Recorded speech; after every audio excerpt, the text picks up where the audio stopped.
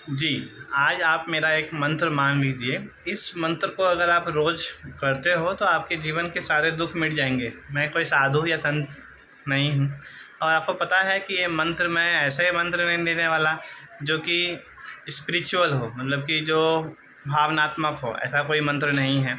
तो आप मेरे बातों को अगर अब तक नहीं समझ पाए हैं तो अब समझ जाएँगे। तो मैंने आज एक वीडियो देखी जिस वीडियो से मुझे कुछ सीखने को मिला और मैं चाहता हूँ कि आप भी उस चीज़ को सीखें। तो होता ऐसे है कि अगर कोई इंसान दूसरों की भावनाओं को या फिर दूसरों को हेल्प करने से, दूसरों को अगर मदद करे और उसके बदले में वह ईश्वर से सिर्फ़ ये मांगे कि वो इंसान का भला हो जाए, दूसरों का भला हो जाए, तो आप निश्चित तौर पे आप मान लीजिए कि भगवान आपसे खुश हैं। इस चीज़ को मैंने उस कहानी से सीखी।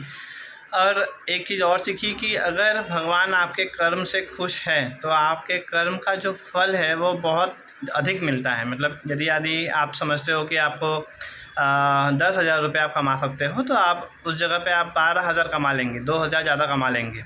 ठीक है, तो आपके कर्म से दूसरे व्यक्ति को अच्छी अच्छे संकल्प मिले, अच्छे निष्ठा मिले और आपके कर्म से दूसरे को दुख ना हो, ऐसे कर्म यदि आप करते हो और आपकी भावनाएं यदि समाज के दूसरों के प्रति सुख देने का है तो स्वर्ग धरती पे ही है।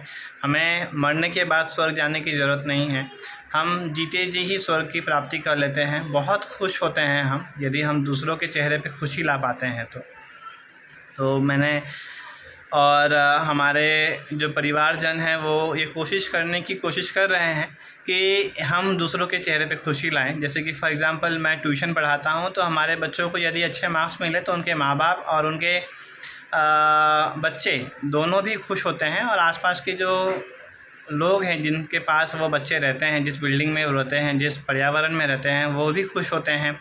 अच्छे गुण और अच्छे भावनाओं को अगर हम उनके लिए समर्पित करते हैं, उनके भाव को अपने भाव में ले आते हैं और उनके उज्ज्वल भविष्य के लिए यदि हम काम करते हैं तो निश्चित तौर पे हमें एक संतोष की जो भावना है, जो हमारे मन में आनंद है, वो बार बार आपको मिलती रहेगी।